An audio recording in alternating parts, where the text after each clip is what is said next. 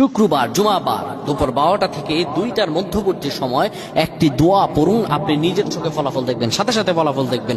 আপনি নিজের মাঝে ফলাফল দেখে অবাক হয়ে যাবেন। আল্লাহর কসম করে বলছি, আপনি পড়ে দেখেন। শুক্রবার জুমাবার এটি একটি গুরুত্বপূর্ণ দিন। এই পৃথিবী সৃষ্টি হয়েছে শুক্রবারে, এই পৃথিবী ধ্বংস হবে শুক্রবারে। এই পৃথিবীতে আল্লাহ সুবহানাহু ওয়া তাআলা আদম আলাইহিস সালামকে পাঠিয়েছিলেন এই শুক্রবারে। এই পৃথিবী থেকে আদম আলাইহিস সালামকে নিয়েছেন শুক্রবারে। এই শুক্রবার এমন এমন পৃথিবীতে ঘটনা ঘটেছে আপনি কল্পনাও করতে পারবেন না। এবং এই শুক্রবারে কিয়ামত হবে। এই সাহাবীরা এই শুক্রবার আসলেই বাইরে থাকতেন না, সবাই মসজিদে এসে জড়ো হয়ে যেতেন। আল্লাহ তাআলা জুমাবারকে এত গুরুত্বপূর্ণ করেছেন। এই গুরুত্বপূর্ণ দিনকে নিয়ে একটি সূরা আছে, সুবহানাল্লাহ, একটি সূরা আছে। আল্লাহ রাব্বুল আলামিন একটি সূরা নাজিল করে দিয়েছেন। এত গুরুত্বপূর্ণ দিন।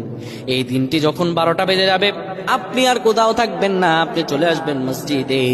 চলে এসে আপনি কিবলামুখী হয়ে যাবেন, বসে যাবেন মসজিদে। ঢুকি 2 রাকাত দখলুল মসজিদ নামাজ, নফল নামাজ পড়বেন।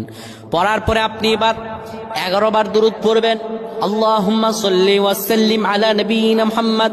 এরপরে 7 বার শুধু এই দোয়াটি পড়বেন, আর রহমান আর রহমান আর রহমান। এই দোয়াটি 7 বার পড়ার পরে নিজের মনের আকুতিগুলো বলবেন। আপনার শরীরটা হালকা হয়ে যাবে, মনের সব আল্লাহ রাব্বুল আলামিন কবুল